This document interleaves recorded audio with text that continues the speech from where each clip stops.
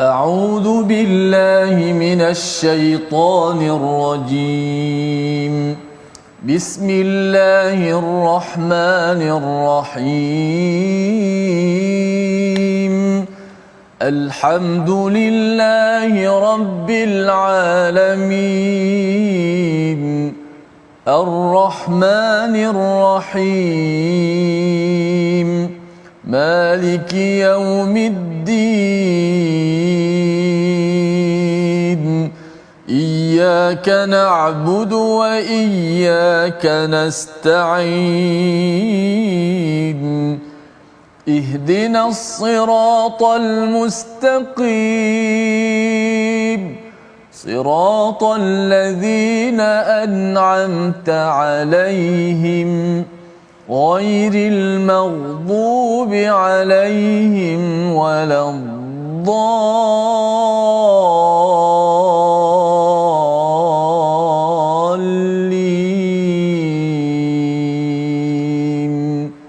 آمين. Assalamualaikum warahmatullahi wabarakatuh. Alhamdulillah wassalatu wassalamu ala Rasulillah wa ala alihi wa man wala. Syada la ilaha illallah, syada Muhammadan abduhu wa rasuluh. Allahumma salli ala sayidina Muhammad wa ala alihi wa sahbihi ajma'in. Amma ba'du. Apa khabar tuan-tuan dan puan yang dirahmati Allah sekalian? Kita bertemu dalam My Quran Time baca faham amal pada hari ini. Kita ingin meneruskan surah An-Najm, surah yang ke-53, dan kita bersama Al-Fadil Ustaz Tirmizi Ali pada hari ini. Apa khabar Ustaz? Alhamdulillah. Safah apa khabar? Alhamdulillah Ustaz ya. Suara nampak slow sikit ya. Ya, kita pakai tone rendah sikit. Tone rendah sikit. Alhamdulillah. Jadi alhamdulillah walau apa pun cabaran Ustaz ya, teruskan kita meneruskan hari ini bersama dengan tuan-tuan yang berada di rumah. Kita doakan terus sihat dan terus doakan kami juga sihat dan terus kita lancar untuk meneruskan halaman 527. Mari sama-sama kita mulakan dengan doa ringkas kita. Subhanakala ilmalana illa ma 'allamtana innaka antal alimul hakim. Rabbi zidni ilma. Kita saksikan apakah ringkasan bagi halaman 527. Bermula daripada ayat 27 hingga 30, kecaman dan cecaan terhadap musyrik atas dakwaan para malaikat adalah anak-anak perempuan Allah Subhanahu Wa Taala. Dan kemudian pada ayat 31 hingga 32, balasan bagi orang yang berbuat buruk dan orang yang berbuat baik serta kriteria orang yang berbuat baik, dan diikuti pada ayat yang ke-33 sehingga ayat 41, kecaman dan cercaan terhadap sebahagian orang musyrik yang menjadi kelompok orang kaya kerana berpaling daripada mengikuti kebenaran, dan juga pada ayat 42 hingga 44 beberapa sifat ar-Rabb bahawa Allah akan mengembalikan manusia seperti sedia kala. Mari sama-sama kita lihat dahulu ayat 27 hingga 32 memulakan majlis kita pada hari ini. Bersama, silakan Ustaz. Terima kasih Fadil Ustaz Fazrul, penonton-penonton sahabat-sahabat Al-Quran yang kasih sekalian. Alhamdulillah, mudah-mudahan syukur kepada Allah Subhanahu Wa Taala dapat lagi sekali kita bersama-sama dalam My Quran Time baca faham amal, dan kita doakan mudah-mudahan Allah Subhanahu Wa Taala menyembuhkan suara Ustaz Faz dengan dapat seperti biasa balik. Amin, amin. Walaupun suara agak parau ketika ini, tapi masih lagi boleh meneruskan dengan suara tone agak rendah, tapi insya-Allah mudah-mudahan yang penting kita dapat sama-sama belajar Al-Quran Karim. Syafaqallah Ustaz Faz. Baik, kita nak baca ayat 27 hingga 32 Ya. Ayat 27 hingga 32 surah An-Najm. Jom sama-sama kita mulakan bacaan kita dengan maqam bayati insya-Allah. A'udzu billahi minasy syaithanir rajim. Innal ladzina la yu'minuna bil akhirati la yusammuna al malaikata tasmiyatal untha وما لهم به من علم إن يتبعون إلا الظن وإن الظن لا يغني من الحق شيئا فأعرض عمن تولى عن ذكرنا ولم يرد إلا الحياة الدنيا ذلك مبلغهم من العلم إن ربك هو أعلم بمن ضل عن سبيله إن ربك هو أعلم بمن ضل عن سبيله وهو أعلم بمن اهتدى ولله ما في السماوات وما في الأرض ليجزي الذين أساءوا بما عملوا ويجزي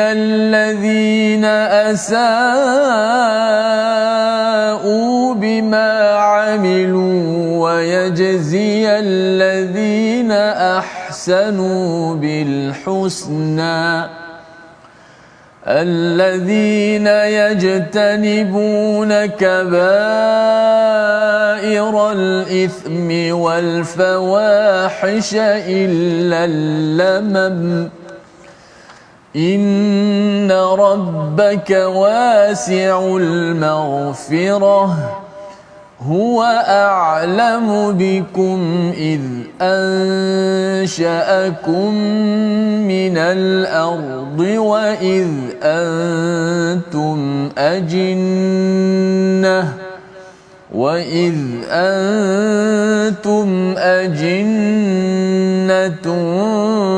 في بطون أمهاتكم فلا تزكوا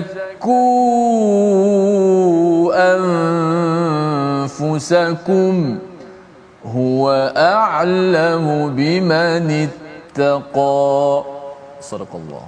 Surah Al-Azim, gitulah bacaan daripada ayat yang ke-27 hingga 32 untuk sama-sama kita menyambung kepada perbincangan surah An-Najm, di mana semalam kita pun melihat kepada bagaimana Allah menyatakan wa kam min malakin fis samawati wa la tughni syafa'atuhum syai'a, iaitu berapa banyak malaikat yang di langit itu yang mereka itu tidak mampu untuk memberi syafaat kecuali dengan izin daripada Allah Subhanahu wa taala. Kerana ada orang menyembah kepada malaikat, menyembah kepada jin, menyembah kepada nabi pun ada yang disembah, ya, bukan untuk diikuti, ditaati, yang membawa kepada ketaatan pada Allah Subhanahu Wa Taala.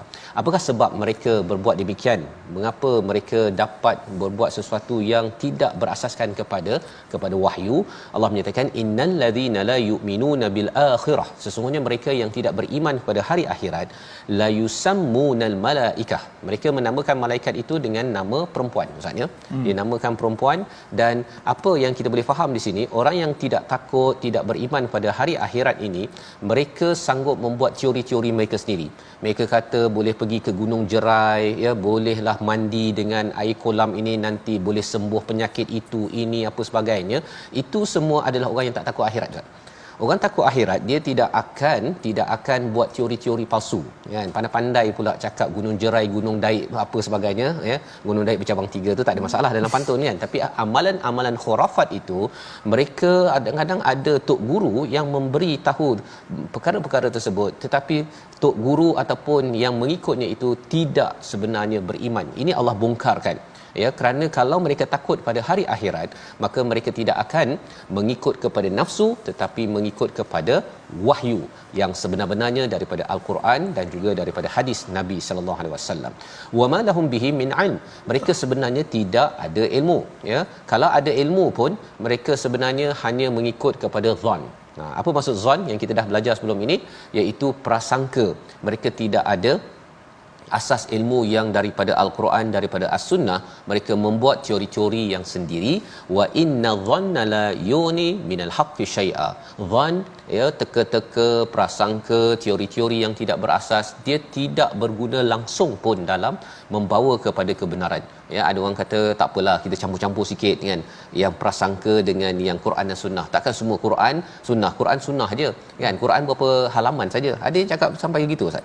Ya, ada yang kata bahawa kalau kita belajar daripada Quran ni saja, nanti macam mana pula pendapat-pendapat lain? Hidup ni lebih luas daripada Quran.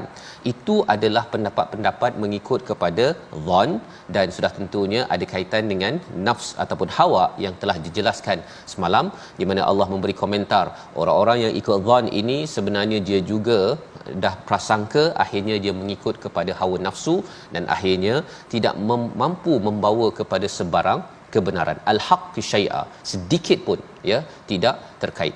Fa'arid, apa yang perlu dilakukan oleh nabi kepada orang-orang yang berprasangka, yang tidak berasaskan ilmu ini?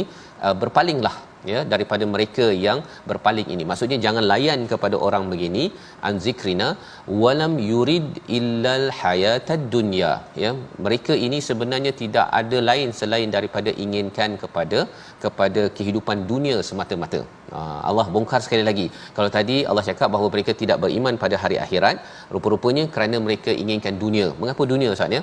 Dia bawa hurafat ini, dia boleh buat bisnes pun kan. Kalau nak pergi ke atas nanti beli ayam golek ke ayam kain kuning ke macam-macam lah, lepas tu bagi upah kepada si cikgu tersebut ataupun kepada siapa yang bawakan teori-teori tentang khurafat tersebut.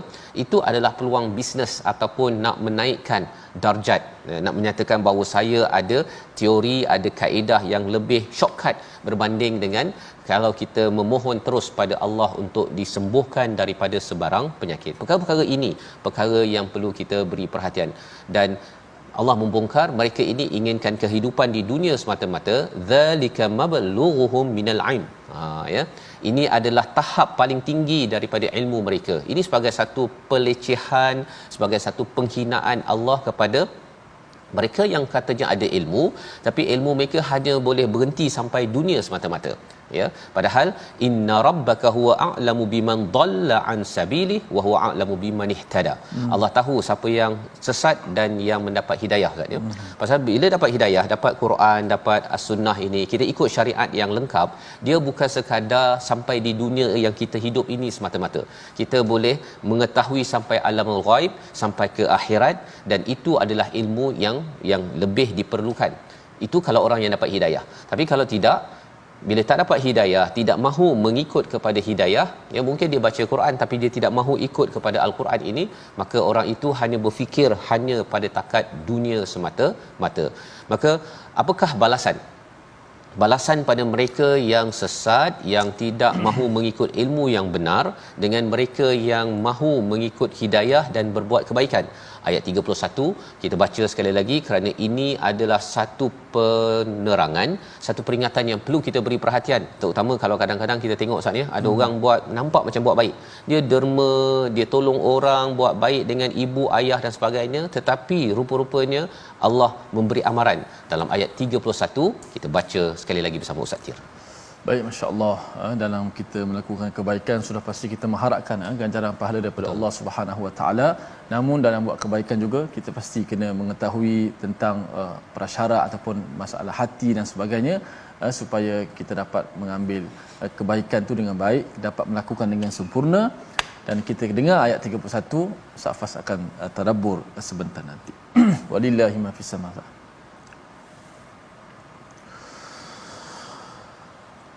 Walillahi ma fis samawati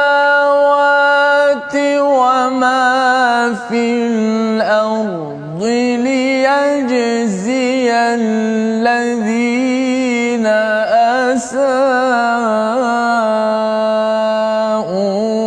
bima 'amilu wa yajziyal ladzina ahsanu bil husna.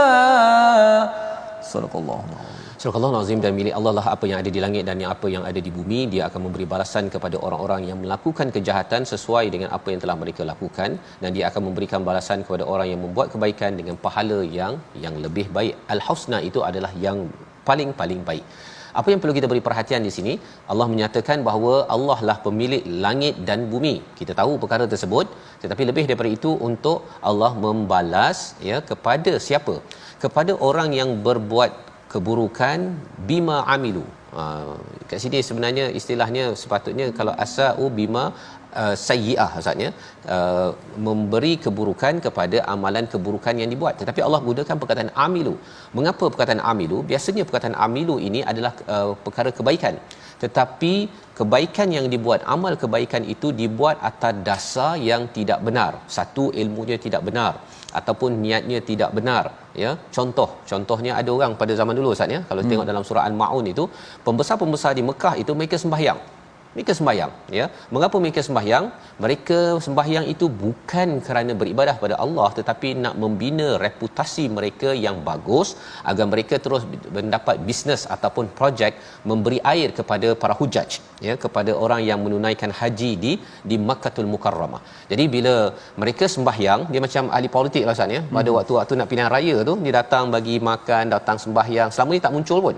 Ya, waktu dekat-dekat nak pilihan raya tu dia muncul, bagi makan, dia suap kepada anak yatim, selama 4-5 tahun tak muncul-muncul kan. Yang itu bukannya, dia memang amilu, memang perkara kebaikan, tapi Allah kata liyajziyal ladzina asau bima amilu. Allah akan balas keburukan atas amal yang mereka buat. Kerana mereka buat itu bukan kerana Allah. Kalau dalam surah Al-Maun itu, sembahyangnya itu sahun, lalai ya. Mengapa mereka lalai? Mereka hanya nak menunjukkan kebaikan, riak kepada manusia agar pilihlah saya, undilah saya kerana saya boleh dipercayai, padahal sebenarnya itu bukan kerana Allah Subhanahu Wa Taala. Manakala bagi orang yang berbuat ihsan, orang yang berbuat baik, Allah kata Allah akan bagi al-husna, akan beri yang lebih baik, yang terbaik kepada mereka yang selalu membaiki amal dalam hidup kita. Kita sembahyang, kita baiki lagi, kita punya khusyuk, kita memahami apa yang kita belajar ataupun yang kita baca dalam sembahyang kita, itu adalah orang yang ahsanu, iaitu terus berbuat kebaikan. Malah lebih daripada itu, perkataan ihsan ini maksudnya ialah cuba untuk buat yang terbaik, baik daripada masa ke semasa dalam apa sahaja yang kita laksanakan. Jadi ini adalah ayat 31 sebagai satu perkara, dan lebih daripada itu bercakap tentang alladzina ahsanu ini, Allah beritahu mereka ini mempunyai keutamaan. Ya, keutamaan dalam hidup mereka. Itu yang dinyatakan pada ayat yang ke-32 Ustaz ya. Mungkin kita baca sekali lagi ayat 32. Dia amat istimewa dan ia perlu diberi perhatian. Jangan sampai kita ini mengutamakan yang kecil, yang besar itu tidak diberi perhatian dalam hidup kita. Ayat 32 sekali lagi bersama Ustaz Tirmizi. A'udzubillahi minasyaitonirrajim. الذين يجتنبون كبائر الإثم والفواحش إلا اللمم إن ربك واسع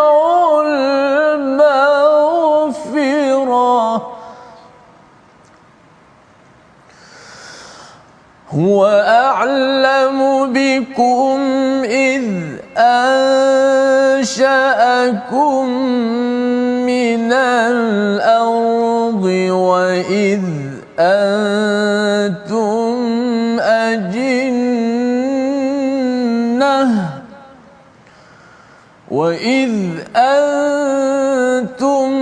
أجنة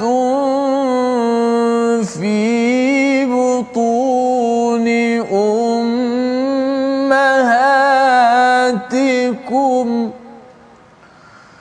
فلا تزكوا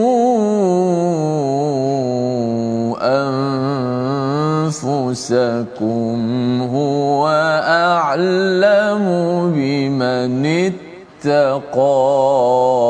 صدق الله. Surah Al-Azim. Ayat yang ke-32 ini adalah ayat yang panjang Ustaz ya. Ada 4 baris di situ. Jadi kita nak lihat sedikit demi sedikit ya. Kita tengok pada apakah sifat ahsanu, orang yang berbuat baik. Ya, kita tahu orang buat baik ini terus baiki kualiti apa yang dibuat, tetapi Allah memberi highlight alladzina yajtanibuna kabairal ithm.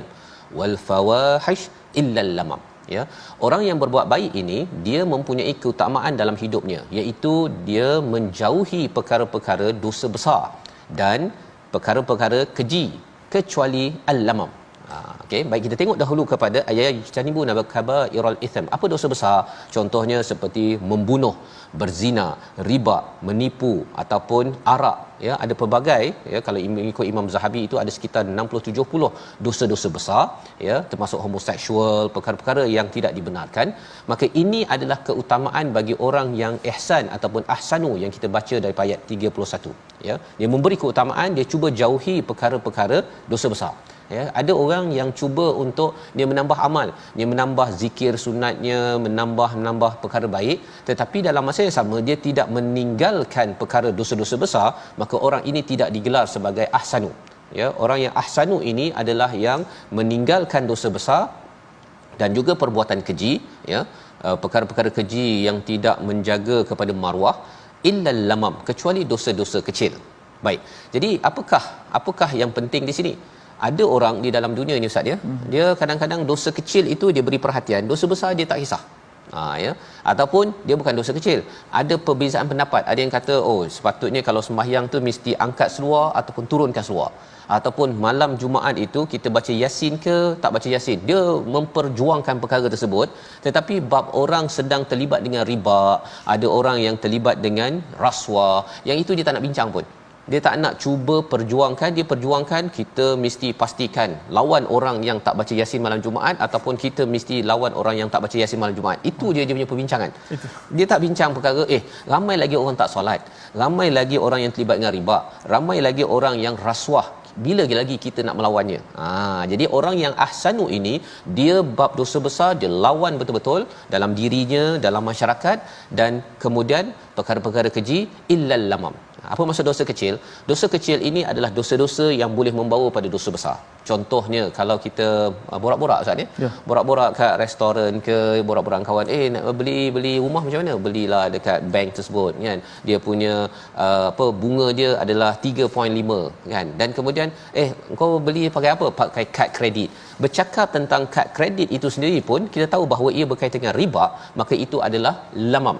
Ya, kerana itu adalah dosa kecil. Allah kata Allah boleh mengampunkan, inna rabbaka wasi'ul maghfirah.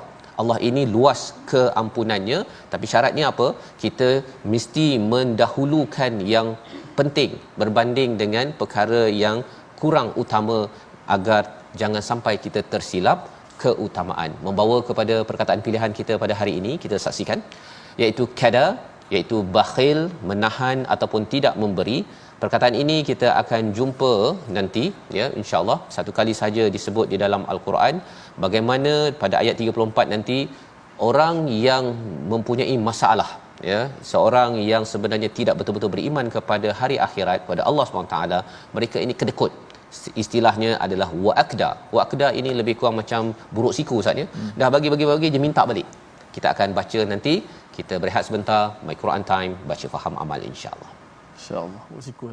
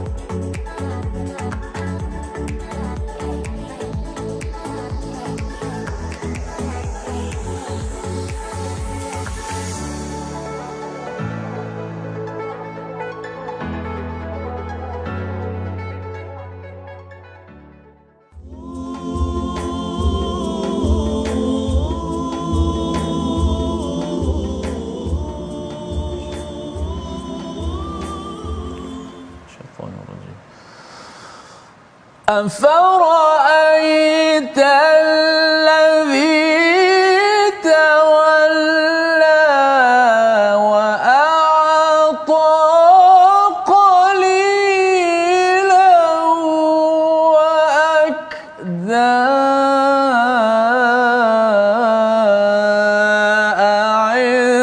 عنده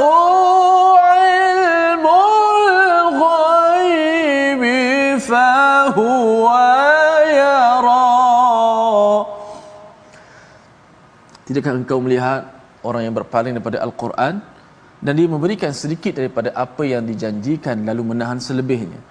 Apakah dia ada ilmu tentang yang gaib sehingga dia dapat melihatnya? Surahul Azim. Inilah petikan ayat daripada bahagian kedua yang akan kita baca sebentar nanti.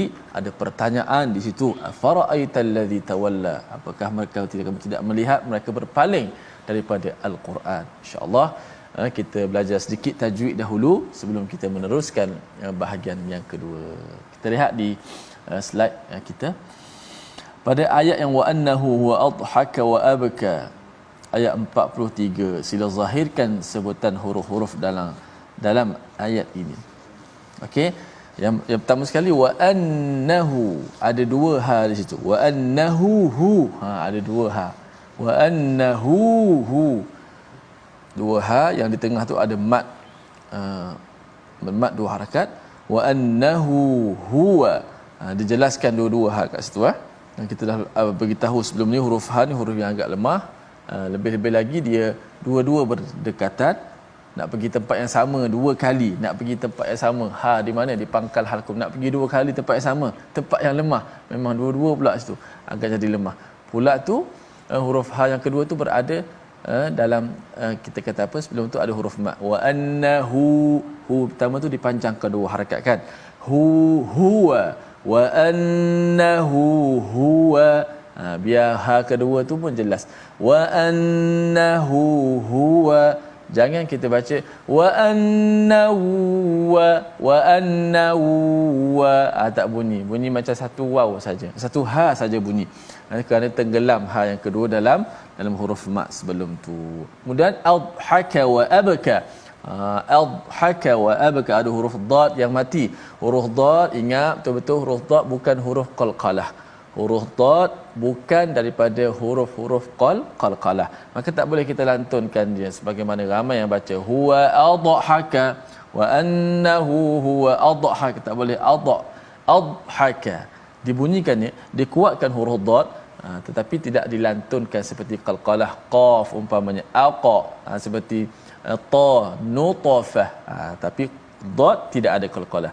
Wa annahu huwa adhaka wa abka, 1 2 3. Wa annahu huwa adhaka wa abka. Sadaqallahu alazim. Wallahu a'lam. Terima kasih ucapkan pada Ustaz Tirmizi, ya, bagaimana untuk kita membaca dengan jelas perkataan wa annahu huwa. Sebentar tadi Ustaz, ya, diberikan penekanan untuk pastikan bahawa hurufnya jelas. Dan mengapa ada dua kali pula di situ, ya. Wa annahu itu sebenarnya sesungguhnya dan sesungguhnya dia, tetapi ada ulangan huwa di situ. Sudah tentunya ia juga penekanan Ustaz, ya, untuk kita memahami lebih lanjut lagi tentang siapa Allah yang kita akan baca sebentar lagi. Namun sebelum itu kita lihat dahulu kepada ayat 32 di mana kita sudah pun dijelaskan orang-orang yang ahsanu itu adalah yang mengutamakan yang utama, ya. Jangan tersilap keutamaan, ya, apabila bercakap tentang inna rabbaka wasi'ul maghfirah, Allah mengampunkan kepada dosa-dosa kecil apabila seseorang itu menjauhi dosa-dosa besar dan juga perkara keji. Malah kalau katakan terlibat dengan dosa besar, perlulah diusahakan untuk mendapat keampunan daripada Allah. Allah menyatakan huwa a'lamu bikum id ansha'akum minal ardi wa idza antum ajinnatun fi butuni ummahatikum. Allah mengetahui, ya, tentang dia menciptakan kamu daripada bumi ini, daripada tanah, dan kemudian kamu berada pada janin dalam perut ibu-ibu kamu. Maksudnya apa di sini? Sebenarnya Allah nak menyatakan bahawa Allah amat mengetahui. Allah amat mengetahui siapa kita sebenarnya, ya. Ada buat dosa besar, ada buat perkara fahisyah ke ataupun buat dosa kecil, Allah tahu. Allah tahu. Dan adakah kita diampun ke tidak, Allah tahu. Dan atas dasar itu, dalam kehidupan kita ini, fala tuzakku anfusakum, janganlah kamu menyucikan diri kamu. Jangan menyucikan ini Ustaz ni, kata bahawa saya ni dah baca Quran banyak ni, dekat nak habis 30 juzuk dah. Kemudian saya solat, saya infak, dah umrah 2-3 kali, haji 4-3 kali, kan? Bila kita cakap begitu, nak menunjukkan bahawa, oi, alhamdulillah lah saya ni dah 30 juzuk dah tadabbur. Perkataan-perkataan itu adalah perkataan menyucikan diri. Allah kata jangan buat begitu. Mengapa? Kerana Allah lebih mengetahui ya bahawa kita masih ada lagi dosa besar, masih ada lagi fawahish dan ada dosa-dosa kecil yang masih lagi belum settle. Dan lebih daripada itu Allah tahu dia kalau sebelum Allah tahu ni memang betul-betul sampaikan dalam perut ibu kita Ustaz ya. Dia kalau tanya pada mak kita pun, mak saya Ustaz kan, kalau tanya ini Fazrul ni dulu waktu kecil dia buat macam mana, perangainya macam mana, mak kita tahu. Mak kita tahu ataupun tanya isteri kita kan, isteri kita tahu apa kelemahan, itu baru mak dan isteri pun kita dah tunduk tu pasal kita ada kelemahan. Apatah lagi kalau kita bercakap tentang Allah yang mengetahui sejak daripada perut mak kita lagi sampailah kita berada di mana, buat apa. Jadi atas dasar itu Allah bawakan peristiwa ataupun ciri orang ahsanu ialah dia tak suka menyucikan diri, dia selalu merendahkan diri, dan itulah yang Allah beri conclusion ataupun kesimpulan huwa a'lamu bimanittaqa. Allah yang lebih mengetahui siapa yang bertakwa sebenar-benarnya, yang layak untuk diberikan ganjaran sebaik-baiknya apabila sampai di akhirat nanti. Sebabnya kita nak meneruskan lagi bagaimana kita nak mengelakkan diri kita daripada menjadi orang yang tidak bertakwa, ayat 33 hingga 44 untuk kita sama-sama cermati, ikuti agar kita selalu berteraskan wahyu, bukan berteraskan nafsu. Bersama Ustaz Tirmizi. Alhamdulillah, terima kasih Fadil Ustaz Faz yang beri pencerahan dan perbandingan ataupun cara analogi yang mudah untuk kita memahami hakikatnya. Banyaknya kita dosa, banyaknya kelemahan kita, dan kita janganlah berbangga-bangga dengan diri kita, dengan amalan kita yang sedikit ini, tapi sentiasa kita melihat kelemahan diri kita untuk kita sama-sama baiki. Dan Allah Subhanahu Wa Taala tidak pelik kita banyak melakukan dosa, tapi pelik kalau kita tidak mahu minta ampun, kerana Allah Taala Maha Pengampun, Maha menerima taubat. Ayat 33 dan hingga 44. 33 hingga 44. Sama-sama kita baca dengan Tarannum Bayati insya-Allah. A'udzubillahi minasyaitonirrajim.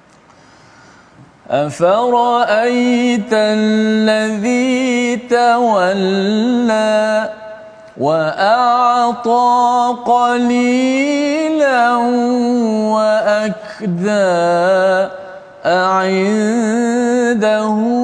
علم الغيب فهو يرى أم لم ينبأ بما في صحف موسى وإبراهيم الذي وفى ألا تزر وازرة وزر أخرى وأن ليس للإنسان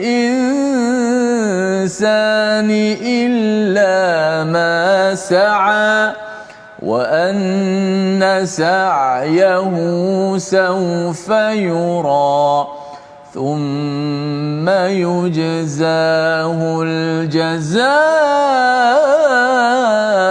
الأوفى وأن إلى ربك المنتهى وأنه هو أضحك وأبكى وأنه هو أضحك وأبكى وأنه هو أمات وأحيا. صدق الله. Surah Al-Azim, gitulah bacaan daripada ayat yang ke-33 hingga ayat yang ke-44 untuk kita bersama kita melihat kepada siapa yang mengikut kepada wahyu, siapa yang mengikut kepada nafsu. Mereka yang mengikut pada nafsu, Allah kata afara'aital ladzi tawalla, apakah kamu tidak melihat kepada orang yang berpaling daripada apa? Daripada wahyu, tidak mahu mengikut kepada Rasul Nabi sallallahu alaihi wasallam, tidak mahu mengikut sunnah Nabi. Maka orang ini kesan daripada mengikut nafsu, suka pada dunia yang telah dijelaskan pada ayat 29 ialah wa'ata qalilan wa akda, iaitu dia bagi sikit je Ustaz ya. Dia bagi derma sikit je, yang lain tu dia tahan, dan lebih daripada itu wa akda ini bukan sekadar tahan tapi dia minta balik. minta balik, buruk siku. Dia sebenarnya dia bagi derma ke, dia bagi sumbangan tu pasal dia kata sila undi saya, sila sokong saya, ataupun tolong bagi projek lebih banyak lagi kepada saya. Itu adalah sifat-sifat orang-orang yang berada pada zaman Nabi sallallahu alaihi wasallam di Makkahul Mukarramah, di mana mereka memberi itu, memberi manis muka, memberi apa saja yang mereka boleh beri, kerana mereka nak dapatkan lebih banyak lagi udang di sebalik mi yang mereka berikan.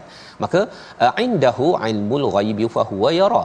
Ya, Allah menyatakan di sisi mereka tu ada ke ilmu ghaib, dan mereka melihat perkara-perkara yang tak nampak itu, sehingga kan mereka sanggup untuk membuat teori sendiri, membuat teori bahawa tak apa, kita boleh sahaja bagi buat apa saja yang kita nak kerana kita akan selamat. Apakah mereka tahu perkara tersebut? Ini Allah persoalkan kerana ilmu ghaib ini hanya diberitahu oleh wahyu, bukan oleh nafsu ataupun oleh manusia itu sendiri.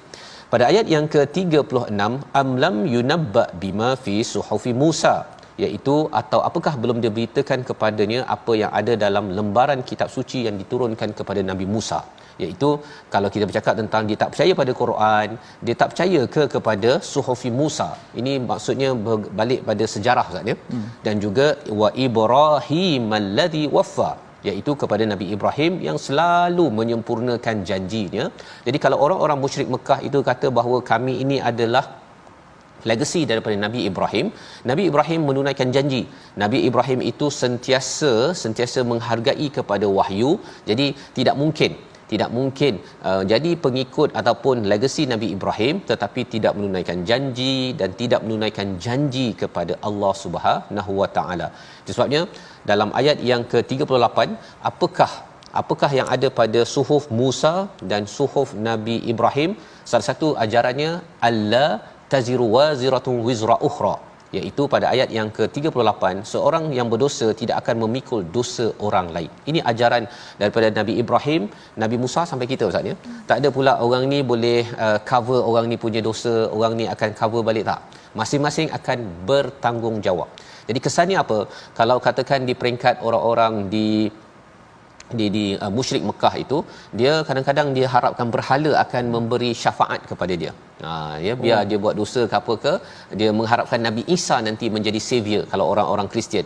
Semua itu adalah ajaran-ajaran yang songsang, yang tidak berteraskan wahyu, tetapi ia berlaku dalam pelbagai agama yang ada di dunia ini.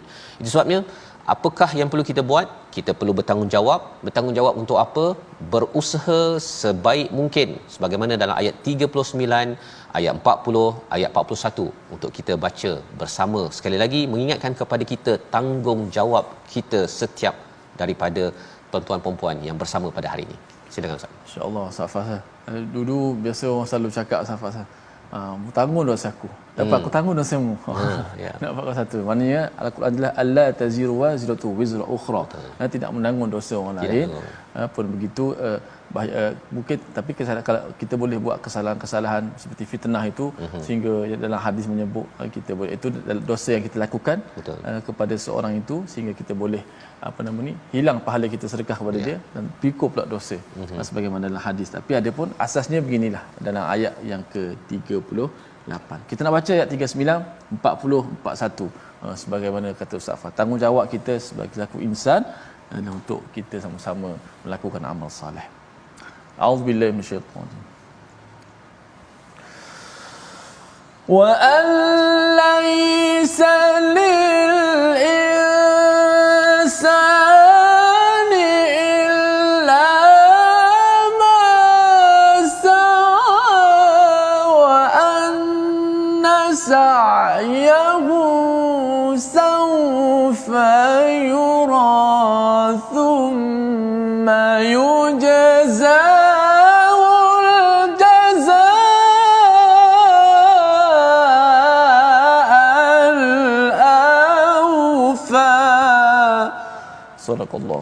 Surah Al-Azim ayat yang ke-39, dan manusia hanya memperolehi apa yang telah diusahakannya. Ya, Allah menjelaskan wa alaysa lil insan illa ma sa'a. Ma sa'a, ma amala, ma fa'ala. Tetapi bila bercakap tentang sa'a ini Ustaznya, dia bersegera. Ya, macam kita sa'i itulah bersegera kan. Kita antara Safa wal Marwah itu segera hajar mencari air untuk si anak tersebut. Maka dalam hidup kita ini, apa yang kita usahakan, kita kena usahakan segera dan bersungguh-sungguh. Itu yang diwakili oleh perkataan sa'a. Maka apa yang kita usahakan bersungguh-sungguh itu, walaupun kadang-kadang penat Ustaz ya, penat juga, bukan kita tak penat bila kita berusaha sungguh-sungguh sebagai ibu, sebagai ayah, sebagai adik-adik, anak-anak pelajar yang belajar di sekolah, penat ya, cikgu-cikgu yang mengajar, yang berada di syarikat masing-masing memang penat. Tetapi Allah menyatakan wa anna sa'yahu saufa yura, iaitu apa yang mereka usahakan bersungguh-sungguh itu kamu akan lihat hasilnya. Saufa yura, akan lihat hasilnya. Jadi bukannya kalau kita penat-penat Ustaz ni, kadang-kadang tak dapat bonus, kadang-kadang tak naik pangkat, kita rasakan apa hasil saya berusaha bersungguh-sungguh dekat tempat kerja, kat rumah saya basuh pinggan ke, uruskan rumah, bukan dapat gaji daripada suami pun. Kalau ada yang bertanya ataupun bercakap sedemikian, jawapannya wa anna sa'yahu saufa yura, ya, bahawa nanti akan nampak dia punya hasilnya. Saufa itu maksudnya bukanlah hari ni buat terus dapat hari ni Ustaz ya. Saufa tu makan masa sedikit, tetapi itu janji daripada Allah Subhanahu Wa Taala, pasal Allah kata thumma yujzahul jazaa'al aufa, ya, mereka akan diberi balasan dan balasannya aufa, ya, yang amat sempurna. Aufa ini adalah yang paling sempurna Ustaz ya. Maksudnya kita buat apa yang kita buat itu yang terbaik, bersungguh-sungguh kebaikan, walaupun mungkin pasangan kita ke tak ada orang yang nak bayar gaji kita lebih ke dan sebagainya, tetapi Allah akan sempurnakan. Mana yang lebih bagus tuan-tuan? Bagi orang yang mengikut wahyu, maka dia akan cakap balasan Allah lah yang lebih bagus, kerana Allah mengawal segala langit dan bumi. Minta daripada bos, minta daripada kawan, minta daripada suami ataupun isteri, daripada anak, sebenarnya mereka sendiri pun mengharapkan daripada Allah yang mempunyai langit dan bumi. Jadi bila ada mindset ini, maka seseorang itu akan bersungguh-sungguh, ya, wa inna ila rabbikal muntaha, kerana sesungguhnya kepada Tuhan kamu kesudahan tempat kembali. Ya, kita walaupun kita mengharapkan, kita buat sungguh-sungguh harapkan manusia, tapi kita akan kembali pada Allah, dan pada waktu itu kita memang harapkan balasan daripada Allah. Sehingga kan ada hadis Ustaz ya, yang menyatakan bila orang tu dah derma, bila dah berjihad, bila dah memberi ilmu, tapi akhirnya bila ditanya kamu buat untuk siapa? Oh, untukmu ya Allah. Kadzabta, kamu penipu, kamu buat kerana manusia, akhirnya pasal kamu dah dapat balasan daripada manusia, habis dah balasan daripada Allah Subhanahu Wa Taala. Bercakap tentang Al-Muntaha ini, Sidratul Muntaha adalah satu perkara yang amat jauh bagi setengah orang Ustaz ya. Bagi orang kata Sidratul Muntaha jauh, muntaha kita pun tak pasti lagi, mungkin jauh mungkin dekat, tetapi yang nak menunjukkan Allah ini dekat, perkataan pada ayat 43, wa annahu huwa adhaka wa abka. Kita baca sekali lagi ayat 42 hingga 44 untuk kita merasakan bahawa kita sebenarnya amat dekat dengan Allah dan Allah amat dekat dengan kita. Apakah persediaan kita menuju kepada Allah? Silakan Ustaz. Sama-sama kita melihat apakah bagaimana kata Ustaz Fazrul, persediaan kita, kerana persediaan sangat penting dalam kehidupan kita. Kalau kita di atas dunia pun kita bersedia, nak pergi bercuti pun kita dah bersedia dengan kelengkapan masing-masing. Ini kita nak bertemu dengan pencipta kita yang menentukan nasib kita di hari akhirat sana. Sudah pastilah persediaan kita persediaan yang penuh rapi, persediaan yang terbaik insya-Allah. Ayat 42 hingga 44. A'udzubillahi minasyaitonir rajim. Bismillahirrahmanirrahim. وَأَنَّ إِلَى رَبِّكَ الْمُنتَهَى وَأَنَّهُ هُوَ أَضْحَكَ وَأَبْكَى وَأَنَّهُ هُوَ أَمَاتَ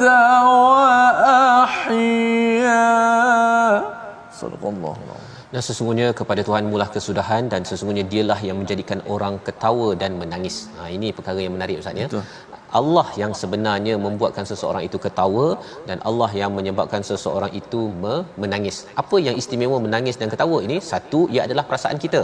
Yang keduanya, perasaan kita itu yang membuatnya Allah, maksudnya Allah ini adalah amat dekat dalam kehidupan kita seharian. Dan lebih daripada itu, adhaka wa abka, orang yang membuatkan kita ketawa dan menangis ini adalah orang yang dekat dengan kita dan yang menyayangi kita. Kita mana ada ketawa dengan orang yang jauh daripada kita ataupun orang yang benci kepada kita, ya. Kita tak ketawa, kita ketawa, senyum, ya, ataupun menangis. Menangis ada dua, Ustaz, ya. Menangis kerana mungkin banyak dosa, ada kesilapan, ataupun menangis keriangan, ya. Itu adalah daripada orang yang kita cinta. Dia akan mampu membuat kita ketawa ataupun menangis, ya, tergenang air mata. Maka ini datang daripada Allah sebenar-benarnya. Dan bila dinyatakan ayat 43 ini untuk kita rasakan Allah memang dekat, Allah memang sayang dengan saya, baiklah saya ikut pada wahyu, bukannya ikut pada nafsu, kerana wa annahu huwa amata wa ahya. Allah lah yang mematikan, Allah menghidupkan. Saya nak bertemu dengan Allah, baiklah saya ikut panduan wahyu yang diberikan oleh Allah Subhanahu Wa Taala. Membawa pada resolusi kita pada hari ini, kita saksikan, iaitu yang pertama, kita berwaspada dengan orang yang melebihkan dunia dan pengaruh dia, ya, kerana kesannya itu adalah amat buruk. Yang pertama. Yang kedua, kita pelihara diri dari melakukan dosa besar dan perkara maksiat yang boleh merosakkan amal kebaikan yang kita laksanakan. Utamakan yang utama seperti mana dalam ayat yang ke-32. Yang ketiga, menjaga setiap amal perbuatan dan perbanyakkan taubat kerana segalanya akan dihisap oleh Allah Subhanahu Wa Taala. Sama-sama kita berdoa. Bismillahirrahmanirrahim. Alhamdulillah wassalatu wassalamu ala Rasulillah. Rabbana ighfir lana dhunubana wa kaffir 'anna sayyi'atina wa tawaffana ma'al abrar.